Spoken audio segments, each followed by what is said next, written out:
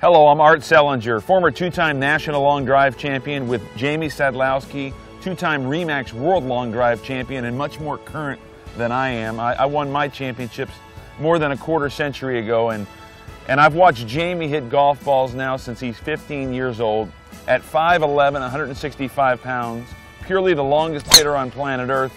And we're going to show you some power tips from the old and the new on how you can increase your speed and your drives. You know, you can have all the wishes in the world to create clubhead speed, but if you're not stacked to attack at address in this solid foundation address position, which I'm going to point out with Jamie, and when you look at Jamie's address, look at that wide base. And look how this right shoulder right here is below the left, head's behind the ball. And Jamie, I mean, tell me how you feel right from that position. I mean, you're ready to attack the golf ball. I feel like I can really attack it. I'm in a position where I can attack the golf ball. And some of the positions that we see that are incorrect are too narrow, too high a right shoulder, leaning too much on top of the golf ball, handle forward as well. So what's the key components of the proper address position? Get back into the regular position right here. Look at this arm alignment right here. When I put this right through here, that's right down the target line. Follows the shoulders. Big wide stance. Tilted nicely. He's ready to go right from that starting position. So make note of these key components to get your starting position. All right, well, Jamie, there's three key components in the golf swing, I feel. The top, of course, we already showed setup, and then at impact. So let's show everybody at the top what we're looking for. And again, look at this great address position. Look at the knee flex, spine angle. He's going to maintain that as he goes to the top. And that's kind of where a tour player would stop right there. Left arm going across the chest, but look at the load into the right side. That's a sweet spot for power. We see a lot of golfers on their left foot at the top of their swing, way over there. Then it's going to make you hit down on it. You cannot create speed from there. So as golfers, Jamie, we want to be speed creators. Speed creators. You have that golf club in your hand. He's going to get in the best position at the top. Now he can create speed. Now Jamie's swing, because of his levers and special flexibility in his wrists, are really about there in full motion. We're going to show you that winning shot of the ReMax World Long Drive Championship, and we'll show it in slow motion, and way up there. Now, we don't expect you to do that, but if you can get the handle that far from the chest and be that loaded in that right quad, you are ready to hit that golf ball long and straight. Jamie, it really doesn't matter. We see tour players, we've seen long drivers, good playing amateurs, take the club back any which way. And obviously, it makes sense to have the club on plane. But really, what's the moment of truth? I mean, the biggest part is just getting it in the slot. Doesn't matter how you take it back. You need to get the club in the right position on your downswing. Right, and at impact. And that's what we're looking for. So right here at address, if you watch this, you know, when Jamie works it to the top, and then he comes down slowly into the ball, notice the big key component. Right here, his right shoulder has really, really worked down.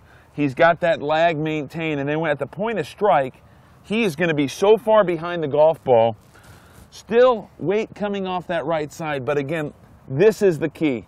Low with the right shoulder. We are seeing amateur golfers, go ahead and get out of that position. We're seeing amateur golfers, Jamie, with the right shoulder down and across. And if that right shoulder goes to the golf ball, you're dead. There's no power. Well, there's no power, there's no speed, and you can't get that sweet spot for impact. So why don't you show everybody in slow motion the right shoulder going to the ball. Show them what that would look like. So over the top. Yeah, there we go. High right shoulder and past the golf ball. And again, you've lost all your power. Then the correct way, watch how the right shoulder drops under. Oh, man. And again, I don't expect any of you to get your shoulder alignment to the sky like the world's longest hitter. But if we could get maybe even a little of it, it's going to be so much better than being level or down. Helps it with hitting up on the golf ball as well. Exactly right. That's the end result. Jamie, in all my years of teaching, and I want to point something out, Jamie doesn't study his swing. He is a field player and a gifted athlete, and that's kind of what I've enjoyed working with you on is you look at the ball and you react to it. And so I don't want everybody to be so technical out there, but the hardest thing to teach an amateur player looking for power is to move their hips independently of their shoulders. Now that sounds complex, but let's show them what that is. So here we are at address, and without even moving the club back, I'm going to have you turn your hips open the other way, there we go, and leave his shoulders. Just that little move right there, because that simulates impact. So now the hips are open and the shoulders are square. And that is very hard to do. Now, if you would, take the club back to the quarter position.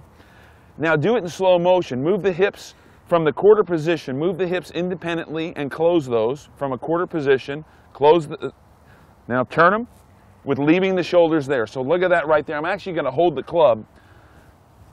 That is the secret right there. So shoulders are square or closed, but the hips are wide open, and that is the key to power right there.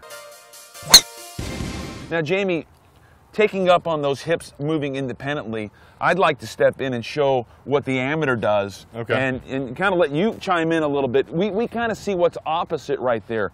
At impact, we kind of see the hips staying square here and the shoulders this way. All upper body. So all upper body. I want to attack the golf ball. And again, you're a speed creator. You create more speed than anybody I've ever seen, you know, with your size. And so you're thinking about creating speed with the hands. And working from the ground up is very important. Right, so moving right here and then turning independently and then being like this at impact. We, again, at impact, are seeing shoulders this way, but hips this way. Yeah. And, you know, that's also going to cause a little pain in your body as well. But it gets the arms away from the body, it gets the club working across the golf ball. Casting motion. And there's the cast, exactly. So again, as you work on this at home, I like it in a stagnant position right here. You're set, hold the arms back here, turn the hips, and keep the shoulders in line. I think just working with the club going back quarter distance, right, and firing those hips open and keeping the shoulders square is your easiest way to really visualize and know what you need to do. And a good feeling is to get somebody, grab the club head right here, and he's going to hold on and let me pull this handle, and I'm going to try to turn this out of the way but keep these square. And that is the secret to storing that power. Jamie, you grew up as a hockey player, and I've never been on the ice before because I would fall right on my face. And you could skate and move the stick around, and that goes to the point of when the puck was coming across the middle of the ice, did you think about any technique or form to hit a slap shot into the net? No, because you don't have time. It's all reaction. Right. And so since you're 2 years old, you've been lagging a stick and really never knew how much that would be for your golf. So we're going to point out the similarities of a hockey slap shot right here and show you what Jamie's been doing. So if you would, take the hockey stick up to the top, and he's left-handed, as you can see right here. All right, so you can see how high the hands are right here, and as he comes down into the shot, notice where the head is and notice how the shaft is leaning.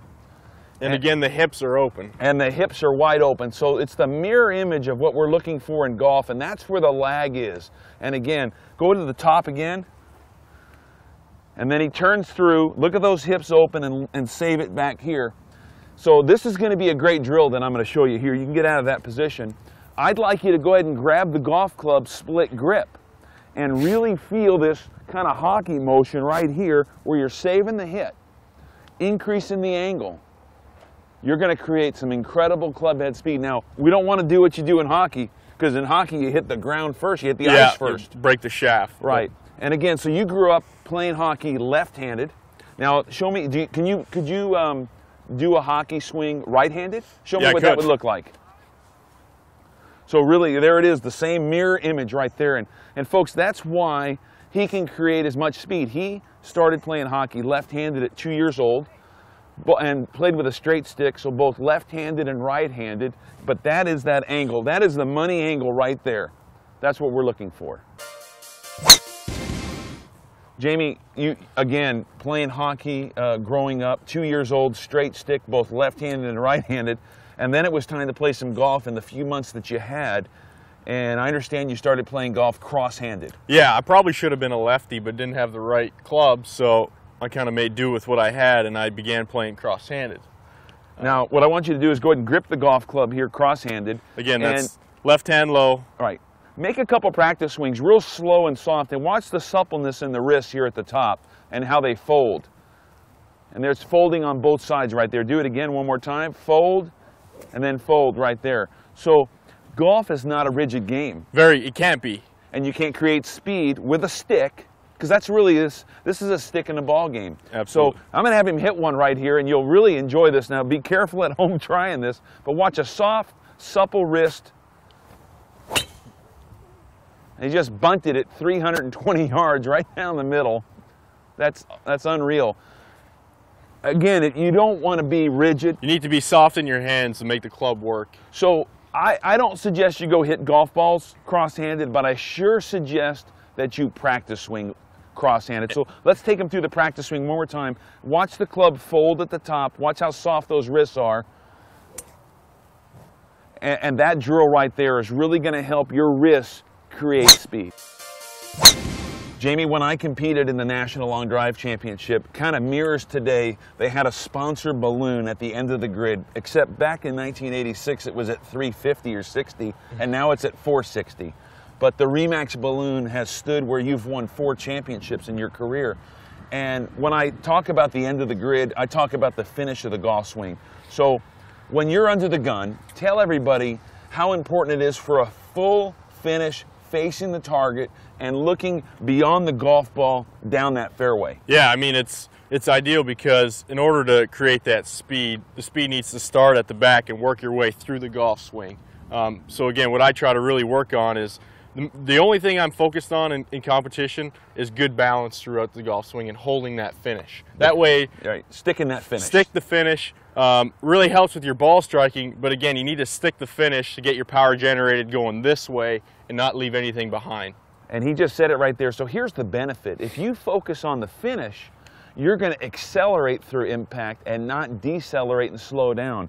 I don't see Jamie trying to hit the golf ball. I see Jamie trying to swing and hit something much further than that. So I'm going to let him hit a golf ball here, and he's going to stick that finish, and then I'm going to walk in and show you the things that you should try to accomplish.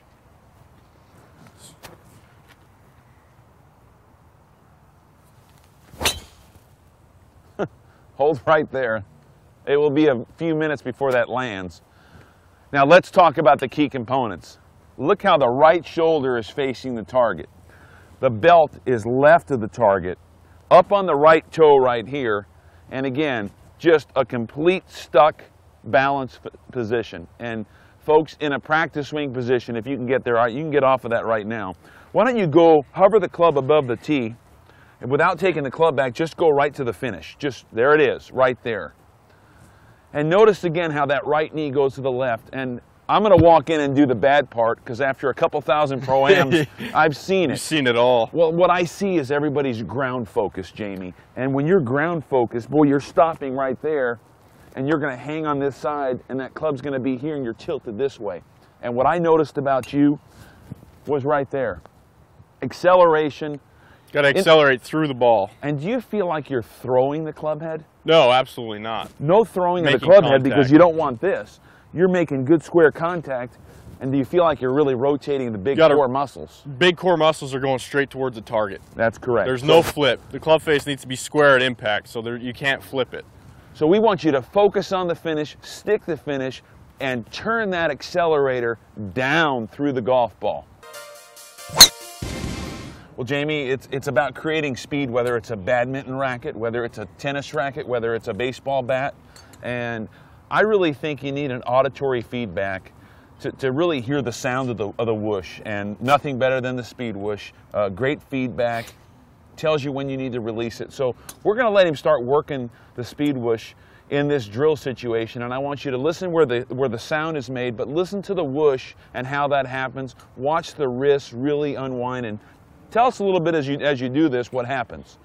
Yeah, again, take it back nice and wide. We're going to set it at the top, and then from there we're going to work under, and the leg will be created, and then you'll hear the hit of the ball at the bottom, right at impact or beyond. We never want to create that the cast here. So again, we want to hear that sound at the ball or in front of the ball. Okay, keep working that. Now try to make it happen back here, and listen, watch how it's done. See that? And it's an instant feedback. I did that wrong. I threw it from the top. Yep. And how much speed do you think you just lost? There's no speed generated there. There's nothing being held and released. So how much do you think you lost? Tell me what percent? Yardage. 20%? At least. Yeah. Probably 35 because there's no speed back here. All the speed is in front. Right. There it is. Now really try to over-exaggerate it and make the noise out in front. So you don't want to do that. You sure don't want to be past something that you want to do there. Because you'll hit. Right. You want to be right on the sweet spot. Right on the sweet spot, and then, or a little bit in front. All right. Show me some Sadlowski speed. There it is. So again, working with the speed whoosh is a great technique to, you know, build that speed, but show you where you need to put the accelerator Auditory down. feedback, it's very important. You know exactly where that ball should, or the club should be releasing at the ball. But it's kind of like a car. You feel like the accelerator's going down right at impact. Absolutely. That's where it is. It's not going to happen. It's not back here. It's at the ball or in front of the ball. Yep. Jamie, again, we're trying to create the ultimate speed, the ultimate accelerator at the golf ball. And the tour player is trying to control the face with their body, with their chest and their hips. And not every golfer has the time to work on that and create that kind of power where everything arrives together. Yep. So if you're going to try to get speed and you're going to err on anything, I'd like you to swing the golf club past yourself rather than yourself past the golf club. Now let's put a visual to that. Go ahead and set up. And again, when he gets to the top of his backswing, what we don't want to do is see himself get past here and the golf club down here. That is the worst mistake you can make. Now go back to setup. The ultimate would be, go ahead and take it to the top, work it down and connect and everything arrives together. Okay, that's great. Now again, if that takes a lot of core muscles, it takes a lot of timing to get it all together there. He's definitely more attached. Now take it to the top and go ahead and swing the golf club kind of just basically past you this way. If you're going to make one error, that's the key. Swing the golf club past yourself instead of yourself past the golf club. Now take a practice swing and just let the club arms flow forward and listen to the noise. That's what we're looking for. Does it feel better to have your arms pulling you through or you pulling your arms through? I mean, at the end of the day, you're going to get stuck behind. Right.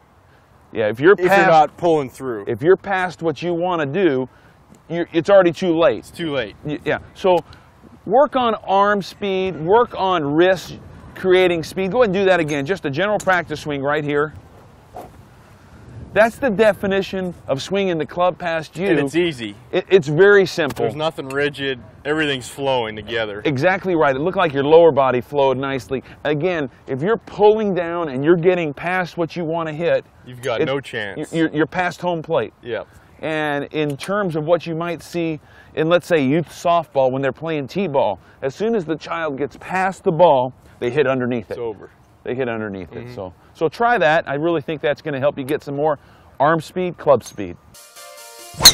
Jamie, there's one constant in the golf swing, and that is the connection that the right elbow and the right hip has throughout the swing. I'm going to grab the club here, and I want you to kind of take everybody through it from address in as many positions as you want to have me stop at. But folks, the right elbow and the right hip work together. They don't really ever outrace each other and disconnect from each other. So here's what we mean by that.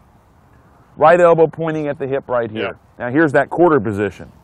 Still pointing at the hip. Still pointing at the hip. Then I make a big turn. Still pointing at the hip. Still pointing at the hip. And what would be bad there would be lifting, or the number one bad backswing mistake we see, twist and take it around. Then your elbow's pointing at the target. And now it's that much harder to square that golf club up. It's almost impossible. Well, you're going to come over it, and then your elbow's going to be pointing away from the target. So the two key components, if you have a friend or you have some video, is if your elbow is away basically towards the target here and then away from the target here, you're going to have some major issues. Yeah. But here's what we're looking for from correct standpoint. At the hip. Step one. At the hip. Go in stages. Right there at the hip. There's impact at the hip. There's past the ball at the hip. That is a power secret that is overlooked so much, because when folks get in there, they get wide, they want to hit it hard, and then the first thing to do is rip the club behind him, Jamie. The backswing's faster than the follow through. And look where that elbow's pointing, and then there's the toss, and I think it's so much more important Jamie, at impact or getting near impact, that if your elbow is going away from the target versus towards the target, that's the slot for power. And that's, again, we're working underneath the golf ball. Exactly right. So right elbow to right hip, it's going to keep you underneath, it's going to keep you in the slot, and that's how that golf ball is really going to explode with not a lot of effort. Create that speed. Well, here's two quick drills that both of us kind of like. Again, there's just numerous drills out there, and one deals with using the ground correctly and the footwork correctly. I'll let you do that. And the other one kind of deals with swinging the club kind of past yourself. So take us through the groundwork one. The first one is, we're going to call it plant for more power. And what we're going to do is we're going to get in our setup, our stack to attack setup, nice wide base. And what we want to do is get this left foot to our right foot, and then we're going to take the club back, get set, and as we get set, we're going to plant that foot, and we start down, we're going to release. Again, this will allow you to not do this. We're going to work from the ground up. We're going to get underneath the golf ball. We're going to plant for more power and get our weight going forward. So it should look similar to this.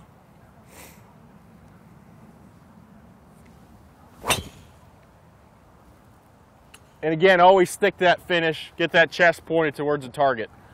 What I really liked about that is, again, right as you took the club back, boy, you planted, and that gave you something to hit against. Stability here. And from the top, you didn't just do it with all arms and upper body. And we're kind of wired, you know, the humans are kind of wired to attack the ground, attack the ball, and they don't realize that the legs are so powerful. How important were the legs when you were skating? I mean, it's everything. It's everything. And then to get the speed, you're sitting in that squat position. Where you generate through, you increase your power through the strike. So, and from the legs all the way up.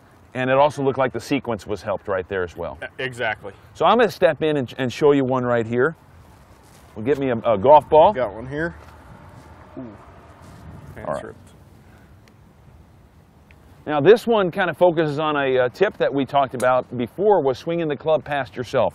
And when you get in your normal position, you're going to take your right foot and move it back behind your left.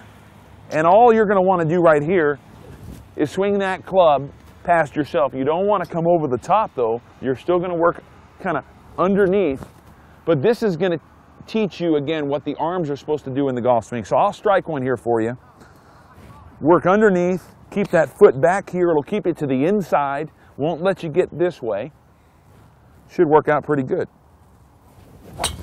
Work underneath it. Oh, I like that. Perfect. And I like the feeling that I had right there, that club folding on that shoulder. And again, that's going to be the opposite of moving past the golf ball right there. And with no effort right there, probably hit that as far as I can hit it regular. I mean, exactly. It really had the snap and the speed. So those are two great drills that you can incorporate. You're going to see your golf ball go a lot farther. All right, let's talk a little bit about the tempo, Jamie, and how important it is that the club head doesn't outrace the body. Even when you're trying to hit it 425 yards, there still has to be a sequence of hands, arms, and shoulders and not snapping back that club. A sequence of patience, really. Right. So let's talk also about grip pressure, because I think they're both hand in hand. If you're squeezing tight, I think you're snapping the club back and leaving the body there. So let's take us through your grip. So again, even though we're trying to hit it 400 yards, very loose in the hands. If you were to grab this club, you'd be able to pull it right out of my hands. Right, that's nice. That allows my wrist to work the way I want them to work. So let's see your takeaway right here again. Just wind it up slow and smooth. And that's the key right there. So go ahead and start at the ball again. If he snatches that club back, what's going to happen is the shoulder is going to stay over the golf ball and the club head's already way back. That's really, really key. Watch now. Watch the shoulder and watch the club head go back together. There it is. Now he's loaded behind the ball. So again, smooth back. We don't really want extra slow. We want it to be a natural swing, but we don't want it snatched back. Exactly. Should look similar to this. So nice patient takeaway.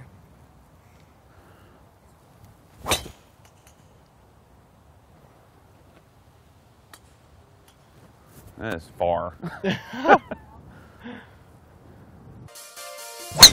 Jamie, there's causes and effects in the golf swing, and we can sit there and talk about our great finished product that we want. Look at that spine angle right there.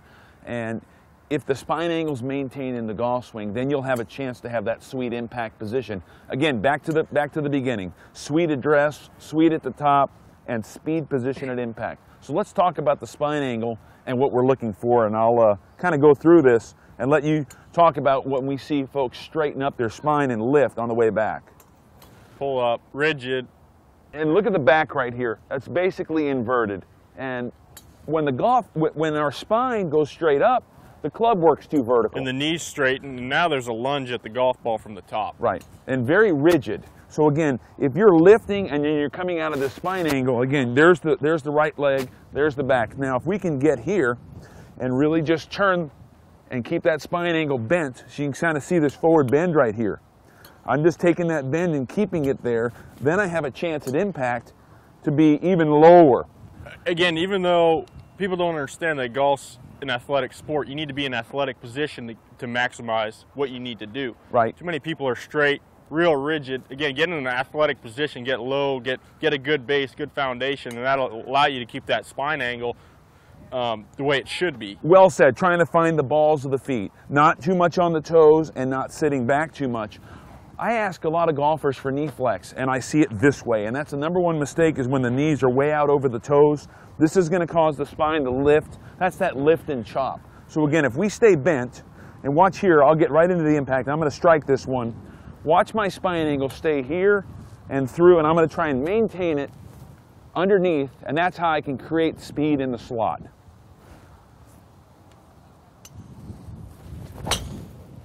Nice. If you can do all these somewhat right, there's no right or wrong. If you can do them somewhat correct, that allows you to get in a position to hit a golf ball. We've always talked about that. In summing up this video that you've just watched, somewhat right is what it's all about. You know, not too far inside, not too far outside, somewhat on plane. Not too wide. We don't want to. We just want to get in all the somewhat right positions. And those are the athletic positions, whether you're throwing, whether you're swinging a hockey stick, whether you're playing any kind of racket sport, any kind of stick sport whatsoever. And that's how you're going to have a chance, folks, to really create this maximum club head speed and get longer drives. You're not going to hit as far as he does. You might hit it as far as I do, because I've lost a lot of speed. But again, it's going to increase. It's always going to get better if you can do those somewhat right positions. Exactly right. And again, keep the accelerator down. Hope you enjoyed this video, and we hope to see you on the driving range hitting it as long as you can.